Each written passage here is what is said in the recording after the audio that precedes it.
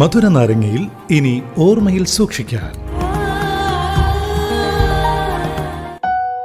ഇന്ന് ഓർമ്മയിൽ സൂക്ഷിക്കാൻ ഞാൻ പറയാൻ ആഗ്രഹിക്കുന്നത് എന്താണെന്നറിയോ?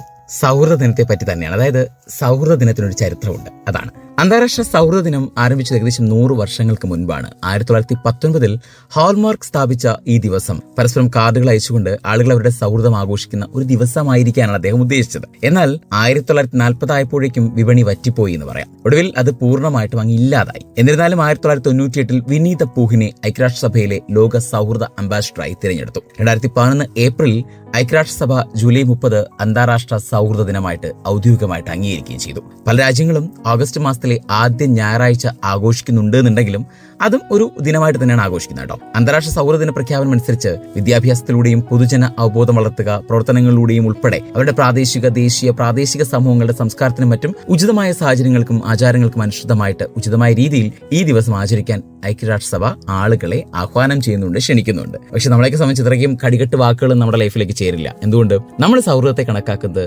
ഏറ്റവും എപ്പോഴും നമ്മളോടൊപ്പമുള്ള ഒരു ചായ കുടിക്കാൻ പോകാൻ വിളിച്ചു കഴിഞ്ഞാലും, അല്ലെങ്കിൽ അപ്പുറത്തേക്കൊന്ന് പോകാൻ വിളിച്ചാലും, ഒരു സിനിമയ്ക്ക് പോകാൻ വിളിച്ചാലും, 2 തെറി വിളിച്ചാലും കേട്ടുകൊണ്ട് നിൽക്കുന്ന പ്രിയപ്പെട്ടവർ, അത് തന്നെയാണ് സൗഹൃദങ്ങൾ.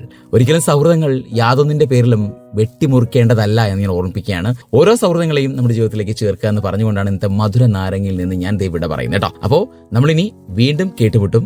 അടുത്ത ദിവസം മറ്റൊരു മനോഹരമായ ടോപ്പിക്കും ഏറെ മനോഹരമായ ഗാനങ്ങളുമായി. അതുവരേക്കും എല്ലാവർക്കും മധുരമുള്ള ഓർമ്മകൾ മാത്രം കൂടുന്നുണ്ടായിരിക്കട്ടെ എന്ന് പറഞ്ഞുകൊണ്ട് signing off. It's me RJ Arun from radio live with freshness in വേറെ ലെവൽ.